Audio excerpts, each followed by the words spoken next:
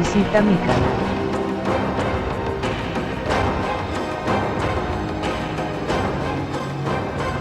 When I first started doing makeups, playing around with putty and cornstarch and all, latex and everything, all I did was horror movies. That's when I started thinking about, this might be a interesting job to get into if it's possible. I'd never imagined I would get where I am today. Mark. I have 2 Academy Awards.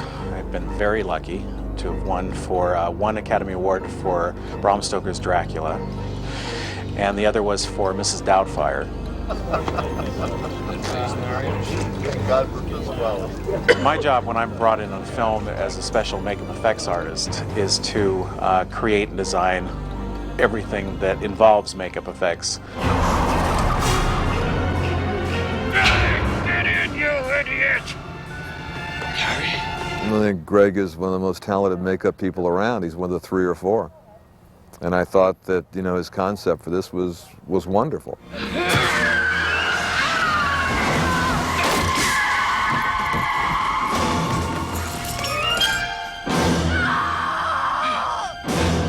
It was quite a challenge on this film just because we did all the work here in my shop in LA, and they were shooting in Camden, Maine. And just to fly to Maine with all the plane transfers and that takes a good 12 hours.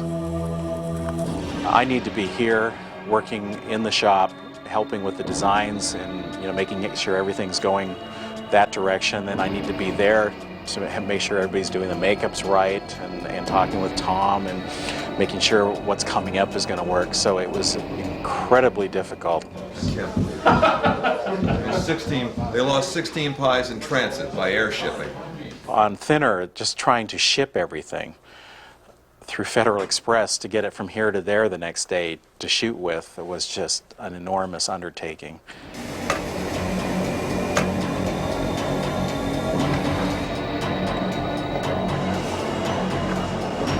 The crew we used on Thinner, it was an enormous crew, and I don't think people realize how much work goes into these films, but I had probably 15 to 20 mold makers. There was one person running all the foam, and he had assistants helping him, and he was running foam day and night in the ovens. There were sculptors. We had about 6 really great sculptors who were just sculpting right and left. There's painters who sit down and pre-paint certain makeups before they go out. Hey, B, you want to come with me? Oh,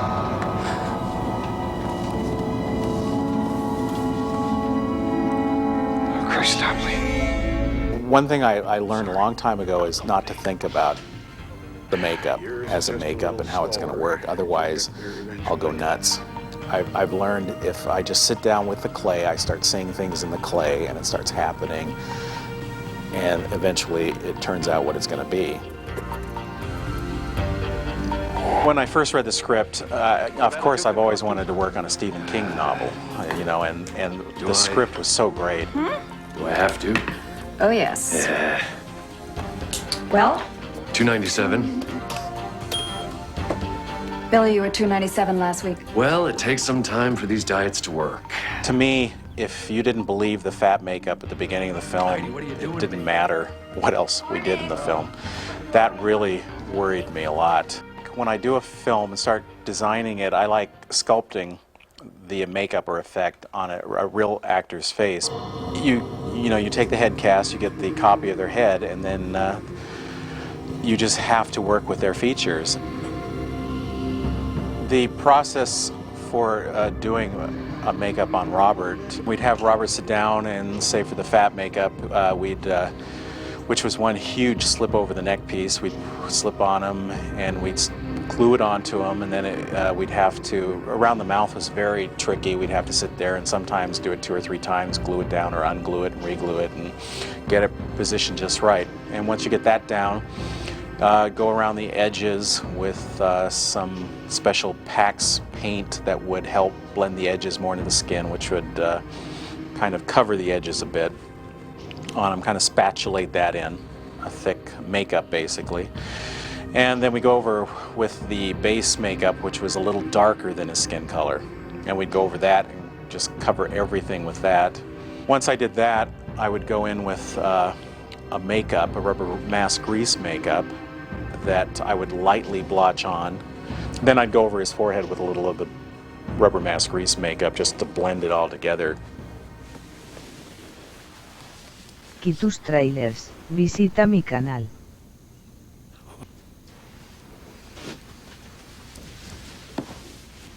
The first thing I designed was the thinnest makeup on Robert Burke because I needed something to go from backwards. So we designed that first, the thin look, and then went backwards to the fat look and then tried to fill in all in between. We're planning on about 10 to 12 makeups. We had designed about, because of time and everything, about 8 stages of makeup going down. We decided in the design to go with a lot of wrinkles, like the skin would deflate and it would be very, very wrinkly and hanging skin, so that it would not only, we could cheat things on Robert because he has such a strong neck and everything. We could, you know, the optical illusion of hiding things with wrinkles and making him look a lot thinner. And also I thought the wrinkles would be a lot more disturbing.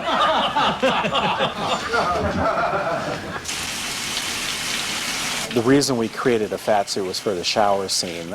They said they were just going to do a shot like this on him. And I thought, well, you know, for the fun of it, we'll do a down to his bottom of his waist, we'll do a fat suit just in case, because I know they'll probably shoot it. And then when he got under the showers, of course, it being foam latex, it just started absorbing the water. So as they were shooting these scenes time after time, plus he's getting soap and washing his hair and everything, and we're just going, oh, watching, you know, chunks of hair fall out occasionally. And then I realized that the water was soaking in, absorbing it, and it was getting so heavy it was actually pulling down his shoulders and the rest of his body as it was getting heavier with the water, which I thought, well, it works with the film. He's getting thinner and everything's starting to sag and hang. Linda Notaro created about 8 different suits for Robert Burke. When Greg Cannon first came to me with the script, he wanted me to read through it and let him know how many bodysuits I felt they needed. What made Thinner different and more challenging for me was that in previous movies, like Mrs. Doubtfire, there was only one bodysuit, but in Thinner there were several, and they had to have a gradual change from each suit. So they had to be fairly close together in size, but yet have a smooth transition from the largest to the smallest. We're able to make small variations between the different sizes of suits by adding belly pads, different size belly pads underneath the actual stomach piece that was on the suit. In order to make the bodysuits as comfortable as possible for the actor, I like to make it in 2 pieces. There's a bottom and there's a top. They zip together around the waist so that it can easily be accessible to take either the top off or the bottom off. Also, to keep them cool while they're wearing the suit, we have what's called a cool suit, which is a vest that they wear with tubing running throughout it, and will run cool water through that in between scenes so they can get cooled off. What we ultimately ended up with were 4 stages, and I'm starting with the largest stage here, which is actually a size 50, a size 50 waist. But this one, we have the ability to add these little belly pieces, okay, which if you put this underneath, which this one does have one, this increased the weight, the waist measurement to a 52. So by adding and taking away these little pieces, we could take 4 stages and end up with 8 or more variances of weight and waist measurements. To be put into the heavyset bodysuit was tantamount to being wrapped tightly in a very heavy sleeping bag. Again, there was a lot of constriction, but at the same time it did, you know, by virtue of the weight of the costume, help me in terms of body movements and things like that. There's a lot of eating sequences that Robert had to go through in Thinner, and of course we were concerned about how well the makeup would hold up because it had to be very flexible. One thing we try to do is to keep the makeup very thin around his mouth so that there would be a lot of flexibility. And for those days that he shoots, we go in and we use some pretty strong adhesives. And we actually even seal the edges with waterproof adhesives so that he would be able to eat a lot. 283. No fooling! No fooling. That is 14 pounds in 7 days. Congratulations. Yeah, not bad, huh? As Billy grows thinner, his soul grows thinner. So the difficulties were twofold. One is the mechanical task of making him go from 300 pounds to 124. And the other is the working with the actor, Bob Burke, to get the emotional trajectory of the character as he progresses from being a smug, self-satisfied lawyer to somebody whose mind starts to degenerate as his body degenerates. Gonna get you for this, Heidi. I swear I am. We were very lucky in working with Robert Burke. He's just an incredible talent, and he's such a nice guy. And he had been through a lot of heavy makeup effects on one of the RoboCop films, and he never complained once. You know, he was just so great to work with, and that's a real good thing for us to find in somebody, you know, with his talent. The interesting thing about the makeup, and I think is probably the worst part about wearing the makeup, is after 10 or 12 hours it starts itching underneath it. So you're sitting there, you know, trying to get to it, and you can't sit there and scratch it. All you can kind of do is kind of poke it like this. At the heart of an actor is, you know, the heart of a child who's playing, and you know, here we are dressing up, and hey, Mike, you're a gypsy, and you know, hey, Burke, you're, you know, 310 pounds. Winning to winning. May it ever be so sweet. Here, here. Greg Canham doing the makeup was just really exciting for me to be a part of. There's a reason this man has 2 Academy Awards to date. I can tell you weight from right there. 159, right? And next week, gonna be 143. And the week after that, woo-hoo, we don't like to think about that, do we, mister? Well, you're working with Michael Constantine, who's a great actor. From the ground up, you empathize with him because his butt has been in that chair just as long as you have.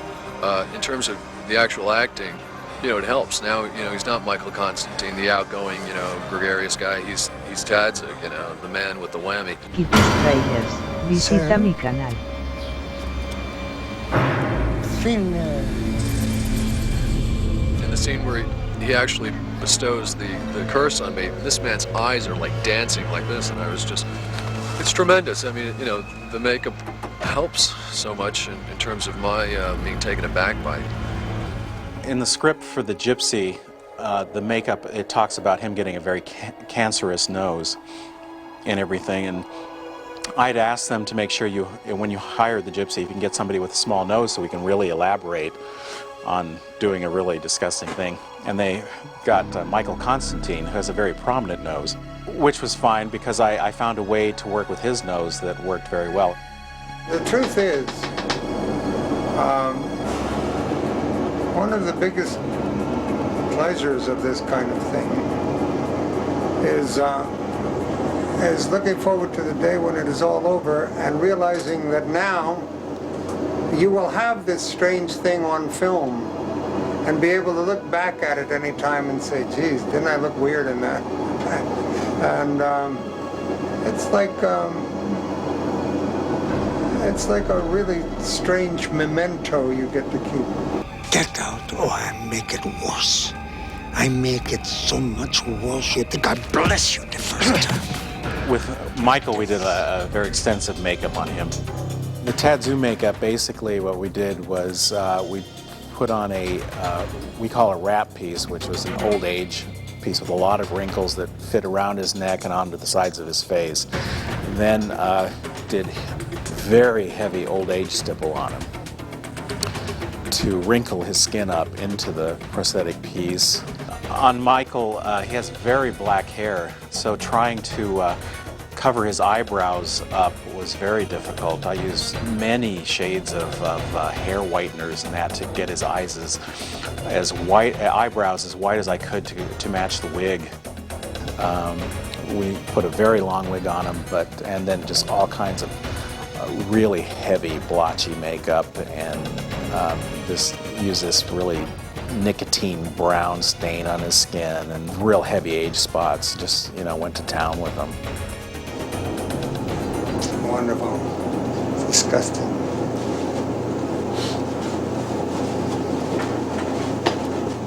We're in business. Muchas gracias. Thanks, folks. Thank you. With the curse inside to somebody else. The pie sequence at the end was, they wanted really gross. It had to be a really disgusting effect. They had to first, bring Robert's hand in, and he digs the knife into the wound to open it back up, and it bleeds. And we did it in one take. And it's too bad they didn't keep it in, because they cut it so it looks like a cut, but it was a fake hand. And when he dug it in, it was just so painful, and the blood pouring out, and just digging it in there. Right, you see the blade go way down the palm. This is the mechanical hand that's being used in the scene with the articulating pie. And what this is a foam skin over an articulated understructure. It has a hollow void in the palm, which is filled with blood using this tube. We have it tied to a syringe. And of course, well, let me see, I probably push the screwdriver through the void. Okay. And then underneath this foam skin, we have the mechanism, which you can see here. It's a series of pulleys, and they are all tied to the fingers, basically one big loop.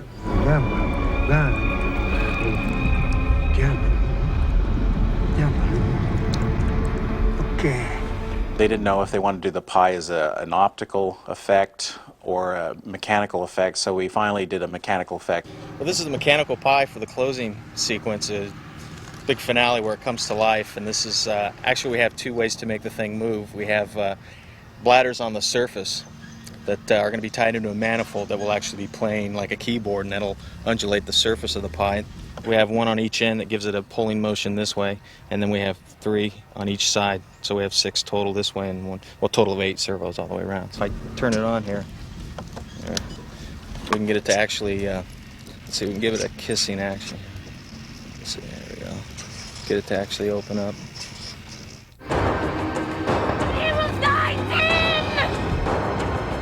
I don't usually like doing blood effects in movies when you're sticking a knife in somebody or that. I don't think it's necessary.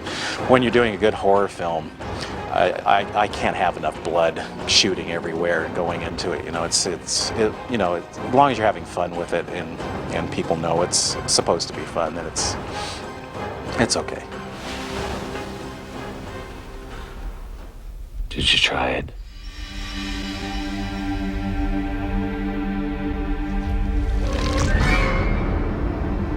Yep. You tried it.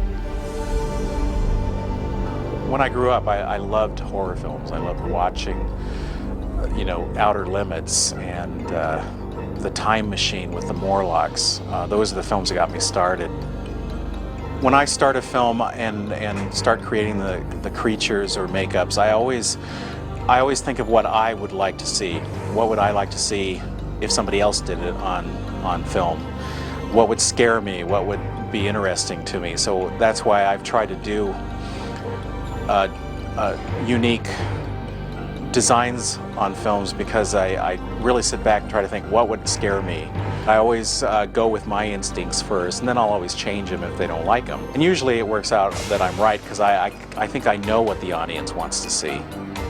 The funny thing about working on a film is you put so much work into it. You put so much of your time, sometimes a year of your life, into a film, and it can be very difficult and tedious and problems and everything. But when you finally get to see it on the big screen, and it's there for history, and it turns out good, and you're real happy with it, and it works as a film, and your makeup works in the film, it's just so exciting and gratifying, that it makes everything worthwhile what you went through on the film.